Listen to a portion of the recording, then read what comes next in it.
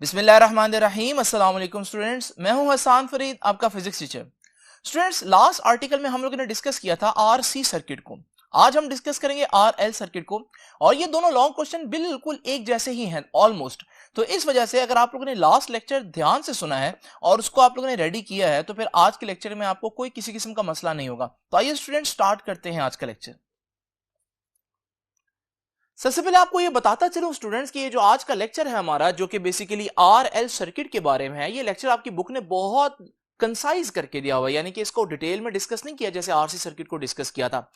इस वजह से ये आर्टिकल आप लोगों को बहुत छोटा सा लगता है, लेकिन मैं यहां पर इस आर्टिकल को बिल्कुल लास्ट आर्टिकल की तरह, आरसी सर्किट की तरह सारी हेडिंग्स वही दूंगा। अब स्टूडेंट्स, ये हेडिंग्स मैंने आप लोगों के सामने लिख दी हैं ताकि आप लोगों को इसको as a long question attempt करते हुए कोई मसला ना हो।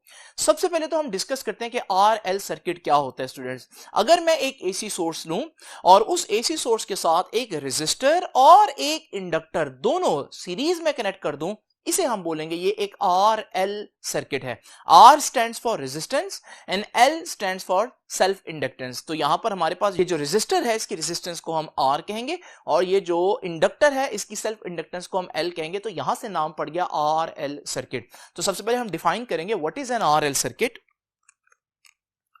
तो basically it is a circuit, it is a circuit in which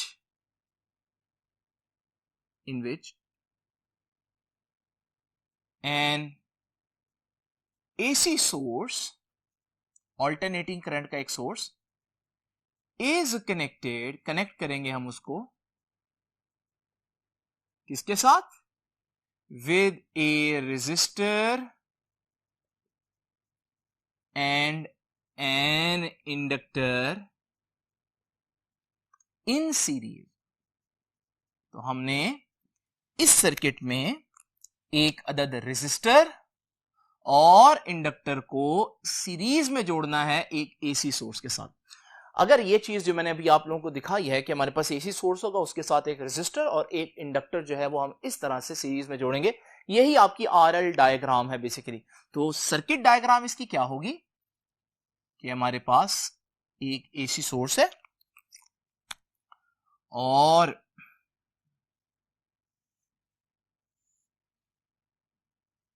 उस एसी सोर्स के साथ हम कनेक्ट करेंगे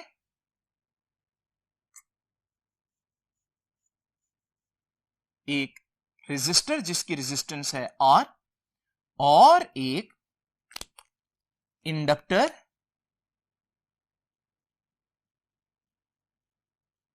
जिसकी सेल्फ इंडक्टेंस है एल।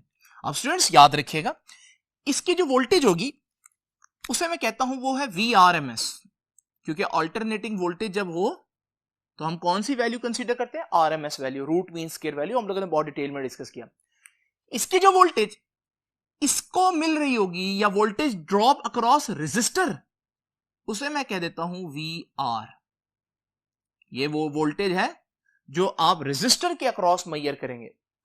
इस वोल्टेज में से कुछ वोल्टेज इसको मिल रही होगी, उसे हम बोलेंगे ये वोल्टेज ड्रॉप अक्रॉस इंडक्टर है, इंडक्टर के गिर्द वोल्टेज ड्रॉप, और उसे मैं VL से रिप्रेजेंट कर देता हूं। तो यहां दो वोल्टेजेस हैं जिनको मैं VR और VL का नाम दे रहा हूं। तो ओवरऑल अब तीन वोल्टेजेस हो गए, एक सोर्स की वोल्टेज, एक वोल्टेज ड्रॉप अक्रॉस रेजिस्टर, एक वोल्टेज ड्रॉप अक्रॉस इंडक्टर।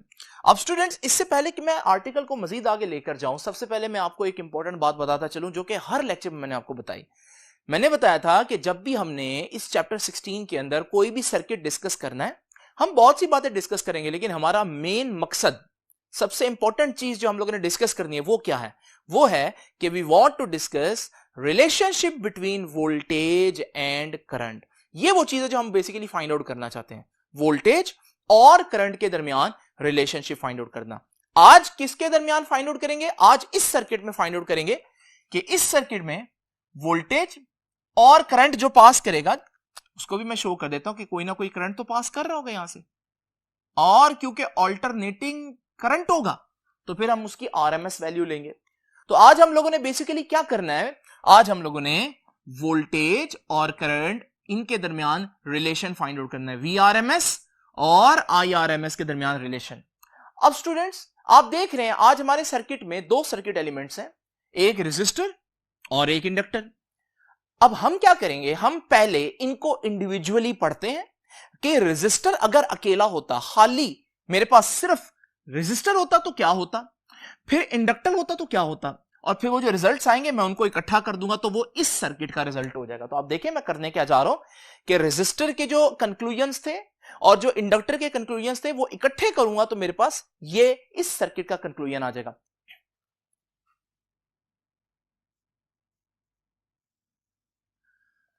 तो स्टूडेंट्स अब हम जरा देखेंगे कि अगर हमारे पास सिर्फ रेजिस्टर लगा हो तो क्या मामला होगा वोल्टेज और करंट का। इमेजिन करें कि मेरे पास एक वोल्टेज सोर्स है, इस वोल्टेज सोर्स के साथ एक रेजिस्टर कनेक्टेड है। सिर्फ ये रेजिस्टर जब कनेक्टेड होगा सिर्फ इसके साथ, इसे हम बोलते हैं ये एक प्योर रेजिस्टिव सर्किट है। इस केस में हम लोगों ने स्टूडेंट्स देखा था कि हमारे पास जो ग्राफ होगा वोल्टेज का वो एक साइन कर्व की तरह होगा और जो करंट का ग्राफ होगा वो भी साइन कर्व की तरह ही होगा। अगर आप गौर से देखें इस पॉइंट पर तो हमारे पास जो वोल्टेज है वो भी जीरो है और जो करंट है वो भी जीरो है। लेकिन अगर आप यहां से देखें आगे, वोल्टेज और करंट दोनों बढ़ रहे हैं। अगर आप इस पॉइंट पर देखें तो वोल्टेज और करंट दोनों मैक्सिमम हो गए और फिर इससे आगे देखें तो वोल्टेज और करंट दोनों कम हो रहे हैं। यानी वोल्टेज और करंट एक साथ बढ़ रहे हैं, एक साथ कम हो रहे हैं, एक साथ जीरो हो रहे हैं, एक साथ मैक्सिमम हो रहे हैं। इसे हम कहते हैं कि ये एक ऐसा रिलेशन है जिसमें voltage and current are in phase, या हम ये भी कह सकते हैं कि वोल्टेज एंड करंट है 0 डिग्री फेज डिफरेंस, यानी उनके दरमियान कोई फेज डिफरेंस नहीं है। पता भी चल रहा है जब एक साथ जीरो हो रहे हैं, एक साथ बढ़ रहे हैं, एक साथ मैक्सिमम हो रहे हैं तो इसका मतलब कोई डिफरेंस तो है नहीं। लेकिन इसको वेक्टर से मैं कैसे रिप्रेजेंट करूंगा, याद रखिएगा अगर मैं यहां पर आपके सामने करंट का वेक्टर हॉरिजॉन्टल ड्रॉ कर दूं तो क्योंकि मैंने देखा ग्राफ के अंदर कि वोल्टेज करंट के साथ फेज में है, या दूसरे अल्फाज में फेज डिफरेंस है ही नहीं, तो फिर मैं वोल्टेज का वेक्टर भी करंट की डायरेक्शन में ही बनाऊंगा, जो कि इस बात की निशानदेही कर रहा है कि voltage and current are in phase. यानी कि अगर आप देखें तो ये ग्राफ भी यही बता रहा है कि voltage and current are in phase, और अगर आप देखें तो ये वेक्टर की जो डायग्राम है ये भी यही बता रही है कि voltage and current are in phase. तो ये जो रिजल्ट आया हमारे पास रेजिस्टर के केस में, तो हमने देखा कि रेजिस्टर के केस में अगर आप करंट को इस डायरेक्शन में बनाते हैं तो वोल्टेज क्योंकि इन फेज होगी तो वोल्टेज भी उसी डायरेक्शन में ही उसका वेक्टर ड्रॉ करेंगे। अब स्टूडेंट जरा इमेजिन करें अगर मैं बात करूं इंडक्टर की, क्यों बात करूंगा इंडक्टर की भला, क्योंकि आज के डायग्राम में सिर्फ रेजिस्टर नहीं है बल्कि उसके साथ इंडक्टर भी लगा हुआ है। अब इंडक्टर के केस में क्या होगा, अगर मेरे पास एक एसी सोर्स और उस एसी सोर्स के साथ एक इंडक्टर लगा हो, इसे हम बोलते हैं ये प्योर इंडक्टिव सर्किट है। ये भी हम लोगों ने पढ़ा। इसमें रिजल्ट क्या निकला था स्टूडेंट्स, रिजल्ट डिस्कस करते हैं। रिजल्ट ये था स्टूडेंट्स कि अगर मेरे पास यहां पर ये ऑल्टरनेटिंग करंट जो सर्किट में होगा वो एक साइन कर्व होगी। अब वोल्टेज पहले मैंने कैसे ड्रॉ किया, बिल्कुल इस तरह से ड्रॉ किया था, लेकिन इंडक्टर के केस में हमने देखा कि वोल्टेज थोड़ा सा पीछे शिफ्ट हो जाएगा उसका ग्राफ, और ये ग्राफ बनेगा हमारे पास एक प्योर इंडक्टिव सर्किट के केस में। इस ग्राफ से क्या पता चल रहा है, गौर से अगर हम देखें बिल्कुल स्टार्ट में इस पॉइंट पर आप देख रहे हैं कि हमारे पास करंट जीरो है, लेकिन आप जब करंट जीरो है देखें वोल्टेज मैक्सिमम पर पहुंची हुई है। इसका मतलब जब करंट जीरो है तब वोल्टेज मैक्सिमम हो चुकी है। इसे हम कहते हैं कि वोल्टेज आगे चल रही है। देखें ना, अगर करंट जीरो है और वोल्टेज मैक्सिमम पर पहुंच भी चुकी है तो यही कहेंगे हम कि वोल्टेज आगे चल रही है। फिजिक्स की लैंग्वेज में से हम कहते हैं कि voltage leads the current by 90 degree. अब स्टूडेंट्स इसको वेक्टर में कैसे रिप्रेजेंट करेंगे, अगर मैं यहां पर भी करंट का हॉरिजॉन्टल वेक्टर ड्रॉ कर दूं, अब वोल्टेज का वेक्टर में अगर हॉरिजॉन्टल ड्रॉ करता तो ये तो इन फेज हो जाता। अभी मैंने क्या देखा कि वोल्टेज करंट से 90 डिग्री लीड कर रहा है, तो इस सूरत में मैं जो इसका वेक्टर है वोल्टेज का उसको 90 डिग्री एंटी क्लॉकवाइज रोटेट कर दूंगा। अब ये जो डायग्राम बनी है इसका मतलब है कि voltage leads the current by 90 degree, क्योंकि उसको 90 डिग्री मैंने एंटी क्लॉकवाइज डायरेक्शन में रोटेट किया उसका वेक्टर। तो स्टूडेंट्स ये डायग्राम भी आप गौर से देख लें, ये मैं अब आप लोगों के सामने यहां पर बनाऊंगा। तो हमारे पास इंडक्टर के केस में अगर करंट ऐसे हो तो फिर वोल्टेज जो है इंडक्टर की वो ऐसे होगी। रेजिस्टर के केस में रेजिस्टर की वोल्टेज को मैं VR कह देता हूं और इंडक्टर के केस में इंडक्टर की वोल्टेज को मैं VL कह देता हूं। अब स्टूडेंट्स मुझे इसमें से कौन सा ग्राफ चाहिए, रेजिस्टर वाला या इंडक्टर वाला? अगर मैं अपना सर्किट देखूं तो उसमें रेजिस्टर भी लगा हुआ, इंडक्टर भी लगा हुआ है, तो मुझे इन दोनों ग्राफ को कंबाइन करना है। अब ये कंबाइन कैसे करें? जरा देखिए स्टूडेंट्स, दोनों ग्राफ, रेजिस्टर का ग्राफ और इंडक्टर का ग्राफ, कोई चीज कॉमन नजर आ रही है आप लोगों को? बिल्कुल। क्या चीज कॉमन है स्टूडेंट्स? दोनों में करंट का वेक्टर हॉरिजॉन्टल है। तो मैं क्या करता हूं, मैं करंट का वेक्टर बजाय दो वेक्टर्स के एक ही वेक्टर ड्रॉ कर देता हूं, कंबाइन कर देता हूं इसको। जब मैंने दोनों ग्राफ कंबाइन किए तो मेरे पास ये जो नया ग्राफ आया है, ये वो ग्राफ है जो एप्लीकेबल होगा जब रेजिस्टर और इंडक्टर दोनों लगे होंगे। तो आप लोगों ने देखा मैंने यहां करंट को एक दफा ही ड्रॉ किया क्योंकि करंट दोनों में सेम था, सेम डायरेक्शन में उसका वेक्टर था। और वैसे भी स्टूडेंट्स अगर आप गौर से देखें तो ये सीरीज सर्किट है। तो सीरीज सर्किट की सबसे बड़ी निशानी क्या है? जितना करंट इसमें से पास करेगा उतना ही करंट इसमें से पास करेगा। इस वजह से भी मैंने बोला कि ये जो करंट है दोनों का सेम होगा। तो मैंने इन दोनों ग्राफ को इस तरह इकट्ठा कर दिया।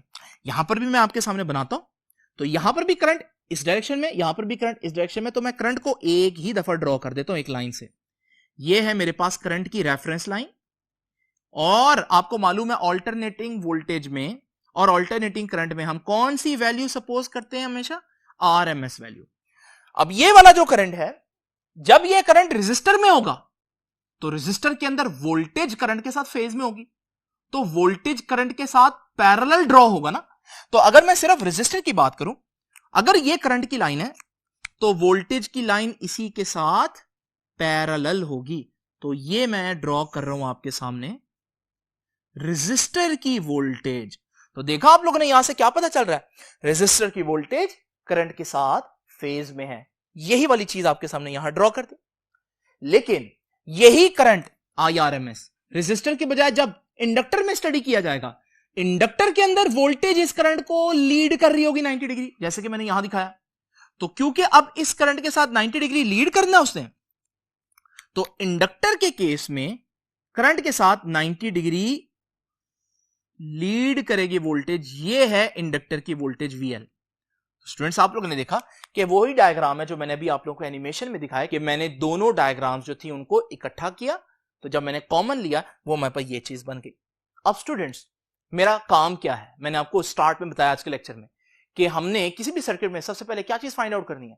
वोल्टेज और करंट का रिलेशनशिप। लेकिन करंट तो एक ही है तो ऑब्वियस है इसी का रिलेशन होगा, लेकिन वोल्टेज तीन है, आरएमएस वोल्टेज, VR और VL। और मैंने आपको स्टार्ट में बताया भाई कौन सी वोल्टेज के साथ करंट का रिलेशन लेना है? सोर्स की वोल्टेज के साथ। तो मुझे रिलेशनशिप चाहिए between current and this voltage. लेकिन इस डायग्राम के अंदर करंट तो है, लेकिन जो दो वोल्टेज हैं VR और VL वो तो मुझे चाहिए नहीं, बल्कि मुझे कौन सी वोल्टेज चाहिए? मुझे तो VRMS चाहिए। अब मैं ये वोल्टेज कैसे निकालूंगा? देखें ये सोर्स है तो यही इनमें डिवाइड हो रही है, तो मैं कह सकता हूं इन दोनों का जो सम होगा वो ये होगा। इन दोनों वोल्टेजेस का जो सम होगा वो ये होगा। तो मैं इन दोनों वोल्टेजेस का सम लेता हूं, लेकिन वेक्टर ड्रॉ किया हुआ तो वेक्टर सम लूंगा। वो कैसे लेंगे स्टूडेंट? जरा इमेजिन करें, यही दोनों वेक्टर्स हम यहां पर एनिमेट करते हैं। अब आप गौर से देखें, अगर मैं इनका सम लेना चाहता हूं तो मुझे इनको हेड टू टेल रूल से ज्वाइन करना पड़ेगा। और जब मुझे हेड टू टेल रूल से ज्वाइन करना पड़ेगा तो उसका तरीकेकार ये है कि ये जो VR का हेड है इस पर VL की टेल आनी चाहिए। तो VL को मैं ड्रैग करके इसके हेड पर ले आऊंगा। अब ये जुड़ गए हेड टू टेल रूल के जरिए। जब हेड टू टेल रूल से जुड़ जाए तो रिजल्टेंट कहां से कहां होता है? तो रिजल्टेंट होता है, याद रखिएगा, पहले की टेल से आखिरी के हेड तक। तो स्टूडेंट्स ये जो मैं रिजल्टेंट आपके सामने ड्रॉ करूंगा इसे हम बोलते हैं, ये है VRMS, इनका वेक्टर सम। तो ये आप लोग देख लीजिए, ये सारा काम जो मैंने किया यहां पर भी देख लीजिए, ये VL है तो मैं इसको ड्रैग करके यहां पर ले आऊंगा। ठीक है जी, ये VL को मैं थोड़ी देर के लिए यहां ले आया। अब ये हेड टू टेल रूल से जुड़ गए तो रिजल्टेंट कहां से कहां होगा स्टूडेंट्स? रिजल्टेंट होगा पहले की टेल से आखिरी के हेड तक। तो ये है स्टूडेंट्स हमारा रिजल्टेंट और ये है VRMS। अब स्टूडेंट्स अगर आप गौर से देखें तो हमारे पास यहां पर बहुत सी चीजें हैं, लेकिन हमारा काम क्या है? हमारा काम है रिलेशनशिप फाइंड आउट करना between voltage and current.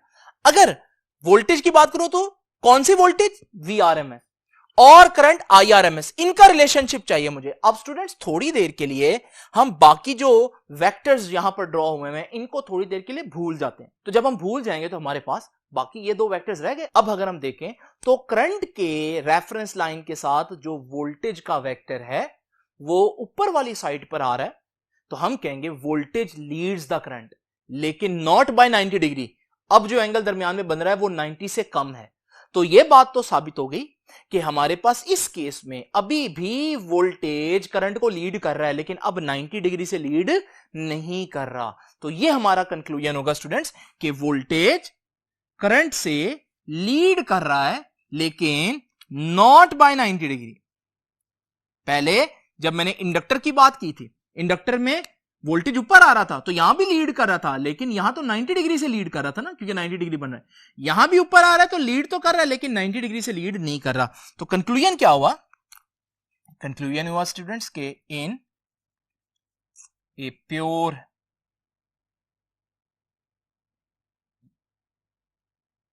In an RL circuit क्या नतीजा निकला जी? Voltage leads the current by 90 degree नहीं, बाय सम एंगल थीटा। वो 90 डिग्री से कम ही होगा वो जो एंगल थीटा है। ठीक है जी, तो याद रखिएगा थीटा कहां से कहां होगा, लिख देता हूं। Theta is from 0 to 90। ठीक है, 0 से बड़ा होगा क्योंकि 0 तो नहीं हो सकता, वो तो प्योर रेजिस्टर के केस में होता है। 90 भी नहीं हो सकता, वो प्योर इंडक्टर के केस में होता है। तो क्योंकि यहां दोनों मौजूद हैं तो फिर आपका रिजल्ट इन बिटवीन होगा, तो 0 से 90 के दरमियान में कोई एंगल होगा जिससे वोल्टेज लीड करेगा। अब स्टूडेंट्स आपने देखा कि रिजल्ट क्या है कि voltage leads the current by some angle theta. मैं इसको उल्टा भी कह सकता हूं, अगर मैं कह रहा हूं वोल्टेज लीड्स करंट तो मैं कह सकता हूं कि current lags the voltage by some angle theta, एक ही बात है। और स्टूडेंट्स यहां तो ग्राफ में बहुत सी चीजें इकट्ठी नजर आ रही ना आप लोगों को, तो मैं इस कंक्लूजन के मुताबिक अगर वो दो चीजें ड्रॉ करूं तो उसमें ये है हमारा करंट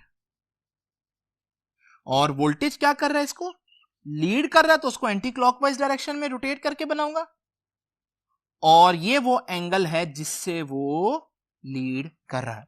अब स्टूडेंट्स हम डिस्कस करेंगे कि इस सर्किट की इंपीडेंस कितनी होगी। देखिए इंपीडेंस क्या होता है, हर सर्किट की कुछ ना कुछ ऑपोजिशन होती है। यहां पर रेजिस्टर की ऑपोजिशन होगी रेजिस्टेंस। इंडक्टर का काम एनर्जी स्टोर करना, लेकिन फिर भी ये भी कुछ ना कुछ ऑपोजिशन देता है। इंडक्टर जितनी ऑपोजिशन देता है उसे हम बोलते हैं XL, यानी इंडक्टिव रिएक्टेंस। ये चीजें हमने पढ़ी हैं स्टूडेंट्स, तो याद रखिएगा। अब हमने देखना है कि ये जो करंट है इसको टोटल ऑपोजिशन कितनी होगी। ये जो टोटल या कंबाइंड ऑपोजिशन होती है ना, कुल मिलाकर जितने भी सर्किट एलिमेंट्स हैं, उसको कहते हैं इंपीडेंस। इस वजह से हमारा आर्टिकल अब है डेरिवेशन ऑफ इंपीडेंस। इंपीडेंस का सिंबल याद रखिएगा, इंपीडेंस का सिंबल होता है Z। और what is impedance? It is combined opposition, सारे सर्किट एलिमेंट्स मिलकर जो ऑपोजिशन देंगे। अब यहां पर दो ऑपोजिशंस हैं, एक रेजिस्टर की ऑपोजिशन रेजिस्टेंस, एक इंडक्टर की ऑपोजिशन जिसे हमने XL बोला है, इंडक्टिव रिएक्टेंस।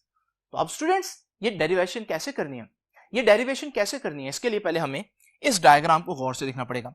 अगर आप ये डायग्राम देखें, ये राइट एंगल ट्राइंगल बन रहा है। इस राइट एंगल ट्राइंगल के अंदर थीटा के सामने वाली साइड मालूम है परपेंडिकुलर होती है। इसी तरह से ये 90 डिग्री है, 90 के सामने वाली साइड आपको मालूम है हाइपोटेनस होती है, और जो साइड बच गई है थीटा के साथ वाली इसे हम बेस कहते हैं। तो ये एक राइट एंगल ट्राइंगल है, और राइट एंगल ट्राइंगल के केस में हम लोग पाइथागोरस थ्योरम अप्लाई कर सकते हैं। और वो क्या कहता है?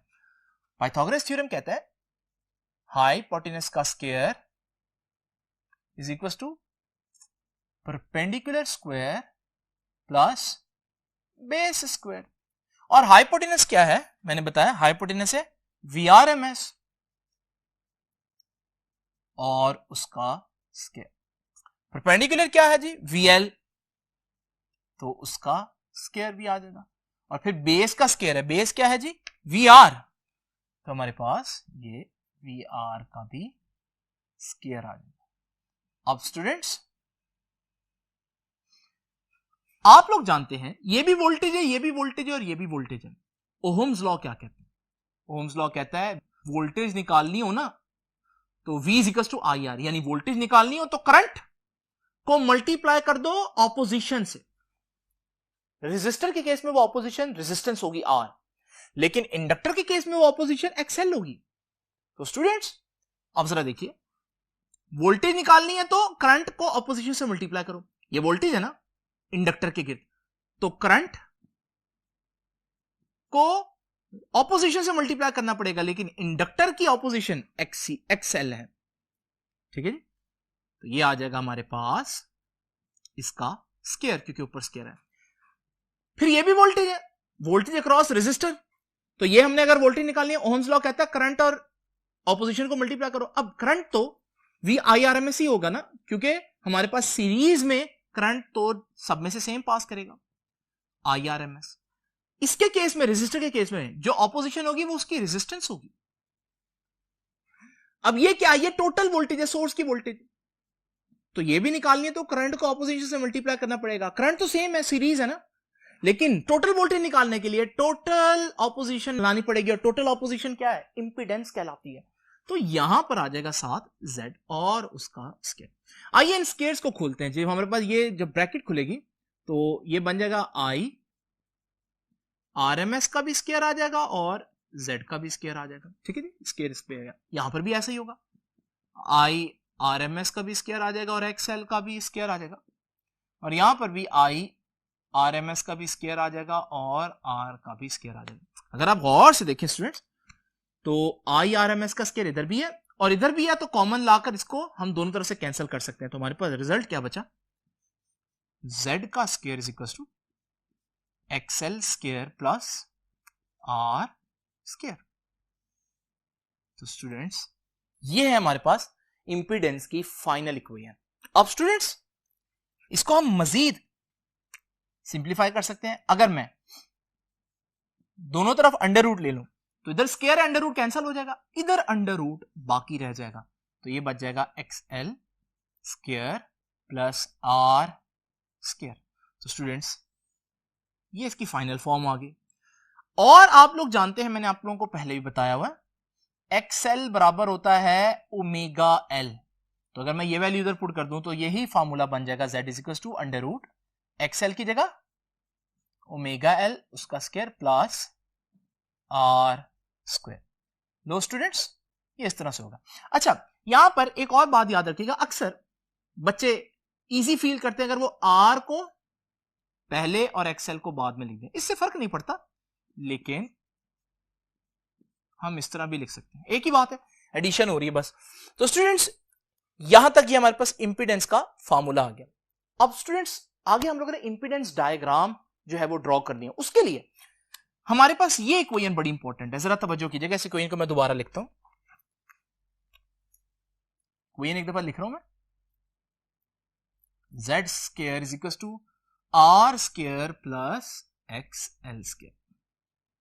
अब स्टूडेंट्स जरा तवज्जो कीजिए, मैं इसको अगर देखूं तो ये पाइथागोरस इक्वेशन की तरह लग रही है, जिसमें ये हाइपोटेनस बन सकता है, ये परपेंडिकुलर बन सकता है और ये बेस बन सकती है। देखिए ना वही चीज बन रही है, हाइपोटेनस का square is equal to base square plus perpendicular square. तो मैं चाहूं तो यहां पर इस इक्वेशन को एक राइट एंगल ट्राइंगल की फॉर्म में लिख सकता हूं, जिसमें बेस कौन होगा? R। तो ये देखिए परपेंडिकुलर क्या होगा? परपेंडिकुलर होगा XL और हाइपोटेनस लॉन्गेस्ट साइड वो होगी Z। देख रहे हैं आप लोग? और फिर आप लोग जानते हैं अगर मैं इस वेक्टर को उठाकर थोड़ी देर के लिए इधर ले आऊं तो इससे कोई फर्क नहीं पड़ता फिजिक्स में, तो ये XL इधर लिख दिया। स्टूडेंट्स ये है हमारे पास इंपीडेंस डायग्राम, और आप लोग देख रहे हैं इसमें सारी ऑपोजिशंस आ रही हैं, रेजिस्टर की ऑपोजिशन, इंडक्टर की ऑपोजिशन, और ये है रिजल्टेंट या कंबाइंड ऑपोजिशन। अब स्टूडेंट्स ये एंगल थीटा जिसे हम फेज भी कहते हैं, ये हम लोगों ने फाइंड आउट करना है। अब जरा थोड़ी देर के लिए ये जो XL था इसको मैं दोबारा से यहां पर आपके सामने बना देता हूं, ये एक्सल। अब अगर आप फेज निकालना चाहते हैं तो इसकी कैलकुलेशन बड़ी सिंपल है। देखिए tan थीटा किसके बराबर होता है? tan थीटा होता है perpendicular over base. Students perpendicular क्या है इनमें? इस ट्राइंगल के अंदर एक्सएल है परपेंडिकुलर, और बेस क्या है? ये वाली साइड बेस है, यानी आर है बेस। ये मैंने ऊपर लिखा भी हुआ वैसे। और फिर आप लोग जानते हैं कि हमारे पास एक्सएल को ओमेगा एल भी कह सकते हैं, ये भी पढ़ा हम लोगों ने। अगर मैं एंगल निकालना चाहता हूं, फेज है थीटा, तो थीटा निकालना चाहता हूं तो tan इनवर्स हो जाएगा उस तरफ, तो ये फॉर्मूला बन गया ओमेगा एल ओवर आर। तो स्टूडेंट्स आप लोगों ने देखा कि हमारा आज का आर्टिकल ऑलमोस्ट लास्ट आर्टिकल की ही तरह था। बुक ने तो इसको डिस्कस भी नहीं किया, बहुत कम डिस्कस किया, लेकिन मैंने फिर भी इसको एक लॉन्ग क्वेश्चन की मानिंद आपके सामने लिख दिया। स्टूडेंट्स ये था हमारा आज का लेक्चर। आपसे अब इंशाल्लाह मुलाकात होगी नेक्स्ट लेक्चर में। तब तक के लिए अल्लाह हाफिज।